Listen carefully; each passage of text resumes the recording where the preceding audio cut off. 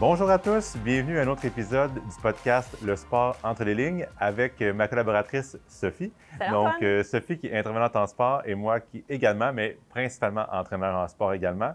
On s'adresse aujourd'hui aux parents qui sont à la maison, dans l'auto, en voyagement, en déplacement ou même, qui sait, dans le bain relaxé ou pire encore, ou mieux encore, devrais-je dire, sur le bord d'un terrain sportif quelconque. Donc, on parle à vous aujourd'hui dans le but de harmoniser et de dynamiser les relations entre les parents, les entraîneurs, les officiels, donc toute la communauté sportive, si on peut mieux travailler ensemble. Antoine, si c'est des parents sportifs, ils sont dans l'auto. Oui,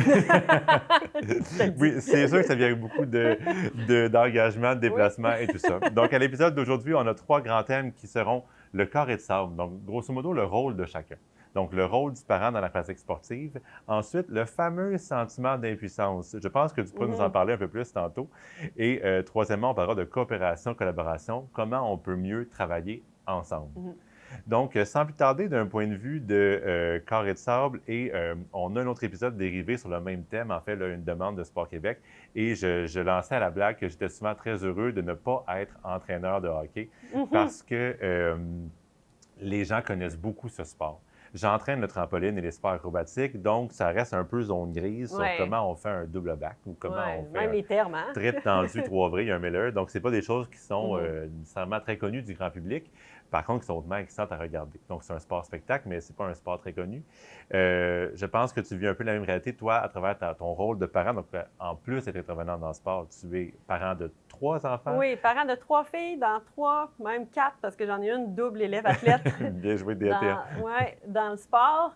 Puis, je ne savais pas à quel point ça pouvait être difficile. Je me mettais souvent à la place des parents de hockey, puis je me disais, mais voyons, un peu, prends, tu sais, essaye de moins t'impliquer, là, pour ta santé mentale, à la limite, tu sais. Puis, là, j'ai une de mes filles qui a décidé de faire de la gymnastique, qui était mon sport. J'ai fait de la gymnastique et mon doux que c'est plus difficile d'accompagner cet enfant-là parce que tu vois tout, tu connais tout, tu le vois, tu le comprends, puis tu veux donc bien lui donner le conseil. Le conseil est tout le temps sur le bord des lèvres, là, tu sais. Et puis, c'est pas ton rôle. Donc, tandis que quand je regarde mes autres filles qui sont dans les autres sports, je comprends à moitié ce qui se passe. Je peux pas, j'ai pas le réflexe de donner le conseil parce que je pourrais même pas en donner un. Donc, mon réflexe est plutôt de rester dans l'affectif. C'est plus facile, c'est moins stressant que l'autre où est-ce que j'ai donc le goût de dire « Ah, bien, je vais te montrer comment ça marche, moi. Je vais te dire, tu sais, comment faire ça, comment t'améliorer, comment débloquer ça. » Ce que je fais pas, là. Non. Mais tu aurais donc le goût, par exemple. Ou quand la stratégie d'entraîneur n'est pas ce que tu prendrais, ça va être encore plus le mord de la joue de dire « Il me semble que c'est pas ça que j'aurais fait. » Bien, les temps changent, tu sais. C'était pas comme ça qu'on s'entraînait, nous, dans le temps, tu sais. Ça, c'est vrai. Déjà, ce point de départ-là est super important. Nous ne sommes plus à l'époque où le parent s'entraînait. Mais même pour les parents qui n'ont fait aucun sport, je pense que tu le nommes bien, avoir une compréhension de base du sport ou même minimale. Tu sais, apporte-le à telle heure, répondre à telle heure. Oui, entre les deux, ils ont du plaisir, c'est beau.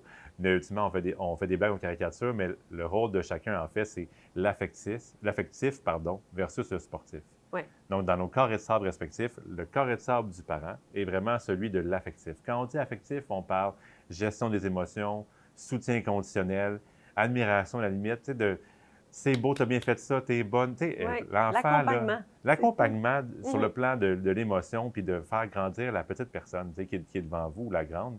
Tu sais, ultimement, je veux dire, des fois, il faut se remettre dans cette posture-là, mais l'enfant est tout jeune, s'en va là, lever le bras pour présenter une routine devant un panel de monsieur, madame en complet marine, ou s'en va affronter une équipe de gens plus grands que lui ou plus vieux. Avec des parents qui crient. Avec des parents qui crient des estrades au centre de la scène. Donc, c'est pas facile. Donc, ce soutien affectif-là est super important et primordial et essentiel. De l'autre côté, il y a tout un rôle sportif, donc au niveau de la performance sportive, sans parler de performance au niveau d'exploit, mais de comment on a performé. Est-ce que le coup de patin est bon? Est-ce que notre déplacement est efficace? Notre jeu de pied est bon? La communication avec les coéquipiers? Tout ça, bon, tout ce que l'entraîneur est appelé à faire. La préparation a-t-il été efficace? Comment on se prépare avant cette game-là? Les décisions durant la game? Et tout le volet par ricochet un peu école de la vie de préparation versus résultat ou engagement, effort versus résultat, tout ça. Donc ça, c'est vraiment le rôle de l'entraîneur. Et ce sont 2 rôles complémentaires qui parfois se chevauchent légèrement. Donc comme coach, évidemment, je déborde un peu sur l'affectif à quelques moments, et c'est souvent là que les questions vont aux parents. Tu sais, il y a une fatigue élevée, il y a, par exemple, l'enfant est très triste de façon répétée ou sur plusieurs jours, des choses. Donc Ouais. là, on questionne l'affectif, mais c'est pas nous qui va le gérer après ma barre, ou le plus, du moins. Et l'inverse est aussi vrai. Des fois, Oui. vous posez une question sur le plan sportif, Il mais faut être intéressé, il faut comprendre. Là. L'idée, c'est de ne pas devenir, pas reprendre le rôle. C'est un travail d'équipe.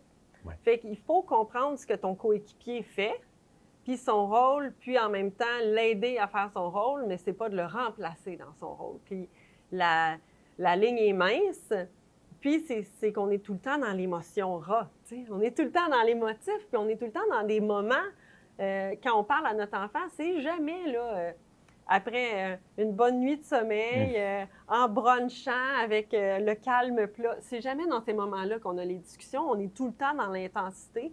Fait que c'est se rappeler dans l'intensité de tout le temps essayer de se recadrer sur notre rôle. Comme la fameuse discussion, par exemple, dans la voiture après un match, après la pratique, après l'entraînement. Donc, celle-là qui peut prendre toutes les couleurs possibles et qui va être super aussi évolutive entre l'enfant qui fait un sport loisir, donc sûrement, on a fait ça aujourd'hui, c'est super le fun, c'est pas telle affaire, versus comme l'enfant adolescent qui fait un sport plus avancé ou une pratique sportive de compétition plus avancée, qui va vivre de la fatigue physique, premièrement, qui va sûrement être brûlé bien raide après le 3 heures d'entraînement, après les intervalles, préparation physique, puis tout ça, il a faim. Il a faim pour petit chat. Et puis, des fois, ça n'a pas bien été, ou le coach est tombé sur son dos. Donc là, tu sais, c'est comme, ça a bien été, ouais. Peut-être que c'est assez pour cette règle de char-là. Veux-tu mettre ta musique? Veux-tu qu'on fasse telle affaire? Oui. Écoute, c'est pas scientifique, là. Faudrait le calculer, là. Mais d'après moi, 80 à 90 de la communication avec ton enfant va être dans l'auto. Ça va être dans la fameuse ride de char, comme on dit. Fait que c'est là le moment primordial de vous pratiquer sur l'affectif. Reviens à l'affectif. Moi, je me le répète dans ma tête, là, reviens à l'affectif. Là. Elle débarque en pleurant, comme ça va pas. Mais tu sais, c'est quoi ton besoin? Il a le droit là, de ne pas vouloir en parler. Maintenant, de base, s'il ne veut pas en parler, c'est pas le moment. Peut-être que son besoin, c'est d'aller passer par le Tim Hortons ou aller chercher une crème glacée, désamorcer, changer les idées, puis on y reviendra plus tard. C'est pas de trouver la solution, c'est de gérer l'affectif. Puis il y a une grosse différence entre puis essayer de solutionner ce qui est le besoin primaire du parent. Je veux régler la situation. Pourquoi mon enfant pleure? Pourquoi il n'est pas content? Pourquoi il a honte? Il s'est planté? Ça l'arrive. Maintenant, il faut que je l'accompagne dans son affectif. Comment on va gérer ça? Le sentiment de honte, comment on va le gérer? Le sentiment de frustration, le sentiment d'injustice. Et c'est pas le temps là, d'en rajouter. C'est vrai que c'est injuste. C'est vrai que ça, c'est arrivé. Non. Tu sens que c'est injuste. De quoi tu aurais eu besoin? Qu'est-ce qu'on peut faire la prochaine fois? Comment tu peux mieux te préparer? On va dans l'affectif. Puis même quand ils sont jeunes, des fois, le délai de retour entre l'événement et l'émotion est trop court. Donc, le retour objectif ne peut pas se faire encore. Donc, il faut laisser juste décanter puis attendre. Mais j'imagine que comme parent, autant comme tu dis, le trajet en voiture versus rebondir sur une défaite ou une mauvaise pratique, ça doit être terrible, le sentiment d'impuissance que vous vivez. C'est terrible. Si vous ne faites rien, nous, comme coach, on peut récupérer, on fait des nouveaux drills le lendemain, on achète le plan de match, mais de votre côté, c'est on le vit. l'impasse. On vit le plan de match. On vit le plan de match, puis, tu sais, quand on a des enfants, là, Antoine, là, au départ, là, quand ils sont bébés, là, on dit aux nouveaux parents, il faut que vous vous habituez au sentiment de culpabilité. Maintenant, vous allez vous sentir coupable tout le temps. C'est coupable d'aller luncher, coupable de faire garder, coupable d'aller travailler, coupable de rester à la maison. Parents de sportifs, je vous annonce que c'est le sentiment d'impuissance. Maintenant, il faut devenir à l'aise à vous sentir impuissant constamment. L'impuissance sur « je peux pas le régler, son bobo ça se peut qu'il continue de pleurer, puis je peux juste y apporter des toasts Nutella, puis être présent, tu sais. » Fait qu'il faut être à l'aise avec ce sentiment d'impuissance-là parce que c'est vrai que le réflexe, ça va être de patcher le bobo. Puis des fois, mais on pense que de patcher le bobo, bien, c'est de donner un peu de technique, puis, ou bien d'être l'ami qui dit « c'est vrai, c'est injuste » ou non. C'est simplement d'accompagner, puis en même temps, c'est donc bien beau ce que vous allez développer comme compétence plus tard. Là. Plus tard comme leader, plus tard comme le marché de l'emploi, plus tard à l'école, d'être capable de gérer son affectif après des moments importants, comme ça, bien, c'est le plus grand rôle que vous allez pouvoir avoir, bien plus que de comment mieux pointer ses pieds, là. Oui, parce que ce qui reste du sport, c'est pas grand-chose Non. 20 ans plus tard, mais mis à part des valeurs, une expérience, mais c'est l'école de la vie quand même. Puis c'est drôle que tu parles de sentiment d'impuissance parce que quand tu prends un pas de recul, cette gestion émotive-là est hyper puissante et fondamentale dans le développement du jeune, sur le plan affectif, le jeune en tant que tel, mais également le jeune sportif.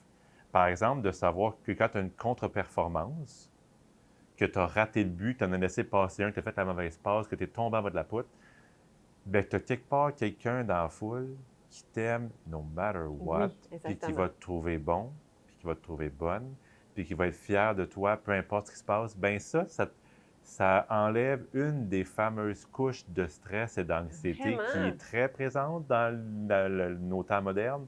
Donc, de dire, hey, je suis correct, quelqu'un m'aime quelque part. Tu sais. L'enfant va associer le conseil au jugement aussi, souvent. Oui. Fait que, tu sais, de savoir quand tu es tombé, que tu peux aller dans l'auto puis que quelqu'un va te tenir la main sans juger. Juste en disant, un peu une tape dans le dos. Ouais. Tu sais, moi, je t'ai trouvé bonne, ou bien, tu sais, c'est correct, en tout cas. C'est correct. Il y a un lendemain, on va quand même souper en famille, tout va bien. Tandis que si j'arrive en disant, peut-être t'aurais dû faire ça, oh, là, il me juge, dans le fond, il me comprend pas, tu sais. Oui, puis ça isole la sphère sportive dans ce que ça doit être, le sport.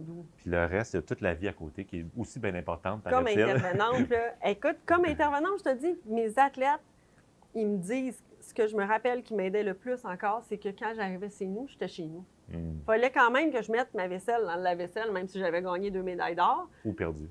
Ou perdu. Il n'y a rien qui changeait.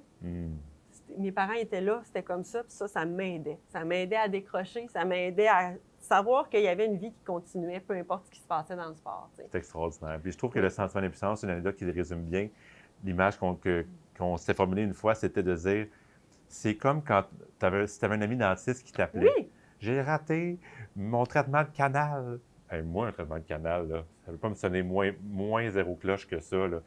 Fait que raconte-moi ça, comment je peux t'aider, on va te prendre une bière, veux-tu en parler, ou peut-être même rebondir sur à qui se référer pour de l'aide si l'ami est rendu là, as-tu un mentor, as-tu un collègue à qui en parler, mais des fois, il ne veut pas revisiter son traitement de canal de A à Z qui a mal été, puis il faut qu'il refasse le lendemain, puis il va se faire poursuivre. Il y a une minute dans ta tête où ce que tu t'es dit, je vais y dire quel outil prendre, puis je vais aller sur ChatGPT, puis je vais le conseiller. Jamais! On ne ferait pas ça dans les autres secteurs. Pourquoi on le fait dans le sport? On se fait radier comme dentiste assez vite, merci.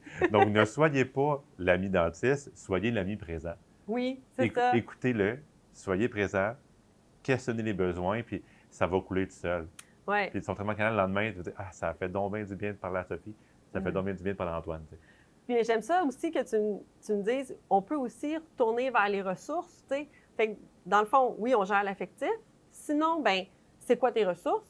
Et sinon, bien, est-ce que tu en as parlé à ton entraîneur? Fait que comment est-ce que tu peux arriver, tu sais, moi, c'est mon premier réflexe, c'est toujours de dire, comment est-ce que toi, comme enfant, tu peux oui. De le responsabiliser.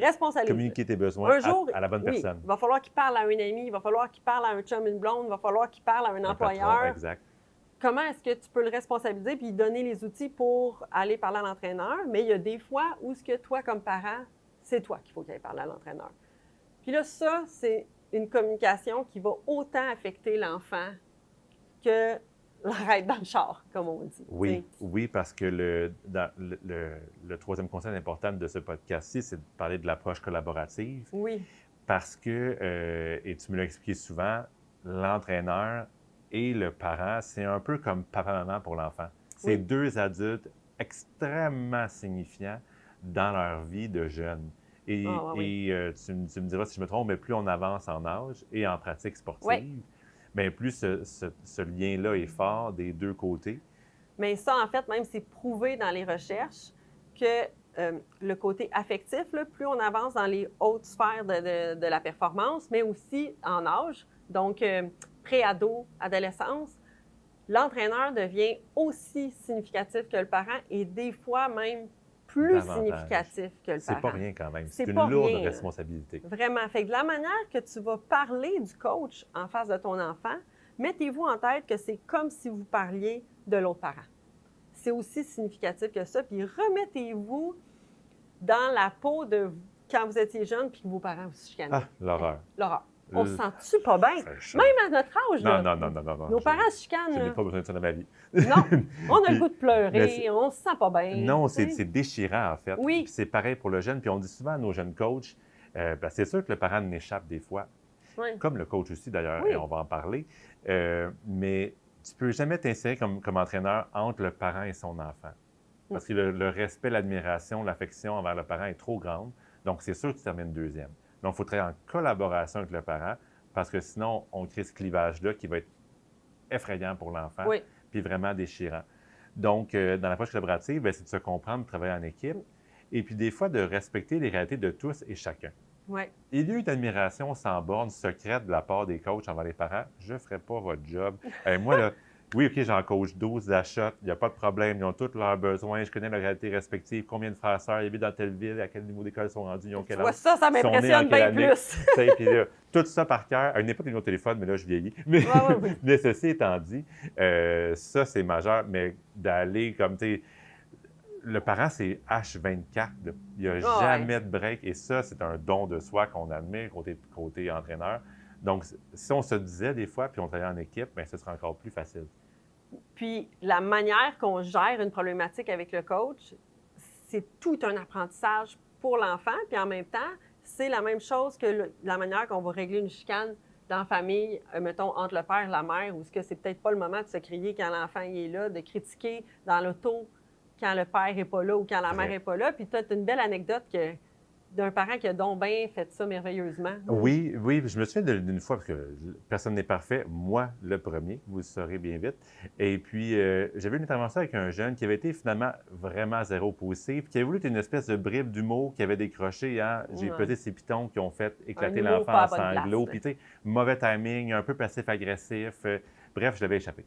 Ouais. Et puis ça, je le reconnaissais. Puis, il était prévu de récupérer la situation à l'entraînement suivant. Et des fois, dans ces cas-là, quand tu l'échappes et que tu le sais, ça te rebondit plus vite que tu penses. Et c'est arrivé par courriel, finalement, en premier, côté parent, dire est-ce qu'on peut reprendre la situation avec mon enfant, machin, il s'est mal senti, s'il a fallu vraiment tout croche dans l'auto, machin, tout ça. Pas de problème. Et le parent avait été super bon. On avait commencé la rencontre avec un ton hyper bienveillant et calme. Déjà, ce qui place tout le monde à l'aise, incluant l'enfant. Et le parent avait un peu l'angle de dire on ordonne la situation. Je pense comprendre l'intention derrière, mais je pense que la façon n'était pas idéale.